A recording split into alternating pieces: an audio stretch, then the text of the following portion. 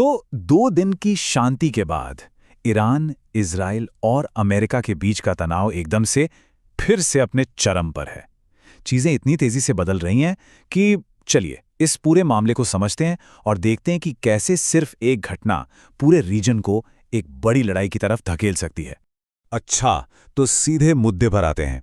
सबसे बड़ी खबर यह है कि ईरान ने एक अमेरिकन जेट को मार गिराया है। बस यही एक घटना इस पूरे कॉन्फ्लिक्ट का आप समझिए सेंटर पॉइंट बन गई है। और अब सबसे बड़ा सवाल यही है कि अब आगे क्या। तो जैसे ही जेट गिरा, फौरन सबसे पहले और सबसे जरूरी चीज शुरू हुई, पायलटों को बचाने की कोशिश। ये एक बहुत बहुत ही रिस्की मिशन है जहां एक एक सेकंड मायने रखता है। यहां पर जो चीज दिलचस्प है वो है दोनों तरफ के दावे। ईरान का कहना है कि उन्होंने F-35 को गिराया है। अब F-35 अमेरिका का सबसे advance top tier fighter jet है। अगर ये बात सच निकली ना, तो ये ईरान के लिए एक बहुत बड़ी टेक्निकल और साइकोलॉजिकल जीत होगी। लेकिन जो मलबा मिला है उसकी तस्वीरें F-15 ईगल की तरफ इशारा कर रही हैं। F-15 थोड़ा पुराना जरूर है, लेकिन बहुत काबिल प्लेन है। तो F-15 का गिरना भी अमेरिका के लिए कोई छोटा मोटा नुकसान नहीं, बल्कि एक बड़ा झटका है। इसी दौरान अमेरिका ने अपने 2 पर्सन क्रू टू बचाने के लिए पूरी ताकत झोंक दी है। C-130 हरक्यूलीज ट्रांसपोर्ट जेट्स और ब्लैक हॉक हेलीकॉप्टर्स ईरान के खुजेस्तान प्रोविंस में बहुत नीचे उड़ रहे हैं। लेकिन यह मिशन आसान बिल्कुल नहीं है। रिपोर्ट्स आ रही हैं कि वहां के लोकल मिलिशिया इन रेस्क्यू हेलीकॉप्टर्स पर भी फायरिंग कर रहे हैं। मतलब खतरा हर तरफ से है। और इस सिचुएशन को और भी कॉम्प्लेक्स बनाने के लिए ईरान के स्टेट मीडिया ने एक इनाम का ऐलान कर दिया है, 10 लाख स्थानीय मुद्रा में अमेरिकन पायलट्स को पकड़ने के लिए। अब ये एक बहुत बड़ी रकम है और इससे वहां के आम नागरिक भी इस खोज में शामिल हो सकते हैं, जिससे रेस्क्यू मिशन और भी ज्यादा खतरनाक हो जाता है। देखिए, ये समझना जरूरी है कि ये पायलट्स स्ट्रेटेजिक तौर पर कितने इंपॉर्टेंट हैं। अगर ईरान ने एक भी पायलट को पकड़ लिया ना, तो ये पूरा का पूरा गेम चेंजर साबित होगा। इससे उन्हें नेगोशिएशन टेबल पर इतनी जबरदस्त बार्गेनिंग पावर मिल जाएगी जिसका सामना करना ट्रंप एडमिनिस्ट्रेशन के लिए बेहद मुश्किल हो जाएगा। तो आगे बढ़ते हैं। ये जो जेट गिराया गया है, ये कोई आइसोलेटेड इंसिडेंट नहीं है। समझिए कि ये ईरान और उसके एलाइज द्वारा किए जा रहे एक मल्टी फ्रंट असॉल्ट का हिस्सा है। एक प्लान्ड अटैक जो कई मोर्चों पर एक साथ हो रहा है। ईरान की स्ट्रैटेजी बिल्कुल साफ दिख रही है। उनका निशाना है गल्फ रीजन में वेस्टर्न इकोनॉमिक और टेक टारगेट्स, जैसे दुबई में ओरेकल का डेटा सेंटर, इजराइल में ड्रोन फैक्ट्री या बहरीन में एल्यूमिनियम स्मेल्टर। मकसद साफ है, इस रीजन को वेस्टर्न इन्वेस्टमेंट के लिए अनसेफ बनाना और अमेरिकन मिलिट्री की सप्लाई चेन को तोड़ना। ये सीधे सीधे ग्लोबल इकोनॉमी को अस्थिर करने की कोशिश है। और एक और डायरेक्ट हिट निशाना था कुवैत की मीना अल अहमद ऑयल रिफाइनरी। ये इस एरिया की सबसे इंपॉर्टेंट एनर्जी फैसिलिटीज में से एक है और इस हमले से जो आग लगी उसकी भी पुष्टि हो चुकी है। ये ग्लोबल एनर्जी सप्लाई के लिए एक बहुत बड़ा खतरा है। अटैक सिर्फ एनर्जी टारगेट्स तक ही सीमित नहीं है। न्यूज़ एजेंसी AFP ने कंफर्म किया है कि बगदाद में एक बड़े अमेरिकन लॉजिस्टिक्स सेंटर को भी टारगेट किया गया। वही मकसद, अमेरिकन आर्मी की सप्लाई लाइंस को डिस्टर्ब करना। ईरान का दायरा और बढ़ता जा रहा है।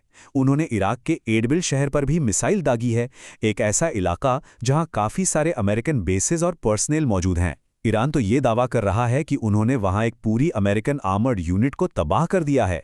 हालांकि अमेरिका ने इसकी पुष्टि अभी तक नहीं की है। तो अब बात करते हैं जवाबी कार्रवाई की। ईरान के हमलों के जवाब में अमेरिका और इजराइल भी चुप नहीं है। वो भी लगातार ईरान के स्ट्रेटेजिक टारगेट्स पर हमले कर रहे हैं। इससे पूरा कॉन्फ्लिक्ट एक टिट फॉर टैट यानी जैसे को तैसा वाली सिचुएशन में पहुंच गया है। उनकी पहली स्ट्रैटेजी, ईरान की सप्लाई लाइंस को काट दो। करज और तेहरान को जोड़ने वाला एक बहुत ही इंपॉर्टेंट B2B1 ब्रिज पूरी तरह से तबाह कर दिया गया है। इसका मकसद यह है कि अगर कोई जमीनी हमला होता है तो उससे पहले ही ईरानी फौज की मूवमेंट को कमजोर कर दिया जाए। दूसरा कदम है ईरान की वॉर प्रोडक्शन यानी हथियार बनाने की काबिलियत को खत्म करना। इस्फहान और खुजिस्तान में स्टील फैक्ट्रीज को बार बार निशाना बनाया जा रहा है। प्राइम मिनिस्टर नेतन्याहू का दावा है कि इससे ईरान का 70% स्टील प्रोडक्शन खत्म हो गया है, जिसका मतलब है हथियार बनाने की रफ्तार भी धीमी पड़ जाएगी। और ये नंबर्स देखिए, इससे अंदाजा लगता है कि ये एयर कैंपेन कितना इंटेंस है। पिछले 24 घंटों में IDF यानी इजराइल डिफेंस फोर्सेस ने ईरान के अंदर 70 स्ट्राइक किए हैं। इनमें से 20 तो अकेले तेहरान में हुए हैं और 50 मिसाइल फैसिलिटीज को निशाना बनाया गया है। लेकिन ये लड़ाई सिर्फ मैदान पर ही नहीं चल रही है। पर्दे के पीछे डिप्लोमैटिक फ्रंट पर भी एक वॉर ऑफ वर्ड्स यानी शब्दों का युद्ध जारी है, जहां धमकियों और पॉलिटिकल मूव्स तनाव को और भी बढ़ा रहे हैं। और इसमें सबसे आगे हैं अमेरिकन प्रेसिडेंट डोनाल्ड ट्रंप। उन्होंने सीधी धमकी दी है, हम उनके पावर स्टेशनों पर हमला करेंगे। ये एक बहुत ही गंभीर, बहुत ही सीरियस स्टेटमेंट है और इसके मतलब बहुत गहरे हैं।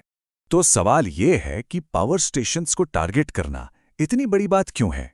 जवाब सिंपल है, क्योंकि यही पावर स्टेशंस उन डिसैलिनेशन प्लांट्स को चलाते हैं जो इस पूरे रीजन के लिए एक तरह से लाइफलाइन है। इसी बीच कुछ और चीजें भी हो रही हैं जो इशारा करती हैं कि सिचुएशन कितनी सीरियस है। अमेरिकन आर्मी के अंदर ग्राउंड इन्वेजन को लेकर मतभेद हैं। मशहूर जर्नलिस्ट सीमोर हर्श कह रहे हैं कि एक हफ्ते के अंदर अमेरिकन ग्राउंड ऑपरेशन शुरू हो सकता है। यूएन में मिलिट्री एक्शन का प्रपोजल चाइना, रशिया और फ्रांस ने वीटो कर दिया और white house world war II के बाद का सबसे बड़ा $1.5 ट्रिलियन का डिफेंस बजट मांग रहा है। ये सब एक लंबी लड़ाई की तैयारी की तरफ इशारा है। और अब हम आते हैं इस पूरे मामले के सबसे खतरनाक पहलू पर, एक ऐसी रेड लाइन जिसको पार करने का मतलब हो सकता है इस कन्वेंशनल वॉर का एक ऐसी तबाही में बदलना जिसका शायद कोई अंदाजा भी नहीं लगा सकता। तो ये डिसैलिनेशन प्लांट्स है क्या? ये ऐसी फैसिलिटीज हैं जहां समुद्र के खारे पानी से नमक निकालकर उससे पीने लायक बनाया जाता है। मिडिल ईस्ट के रेगिस्तानी इलाकों में, कुवैत और इजराइल जैसे देशों में लाखों लोगों के लिए ये सिर्फ पानी का सोर्स नहीं बल्कि जिंदा रहने का जरिया है। और बस इसी वजह से इन प्लांट्स पर हमला करना कोई आम मिलिट्री स्ट्राइक नहीं होगा। इसे एस्केलेशन लैडर यानी तनाव की सीढ़ी का आखिरी पायदान माना जाता है। ये वो फाइनल रेड लाइन है जिसे पार करने का मतलब है अब पीछे मुड़ने का कोई रास्ता नहीं बचा। सोचिए, अगर इन प्लांट्स पर हमला हुआ तो लाखों लोग रातों रात पीने के पानी से महरूम हो जाएंगे। ये एक इतना बड़ा मानवीय संकट होगा जिसकी शायद मिसाल ना मिले।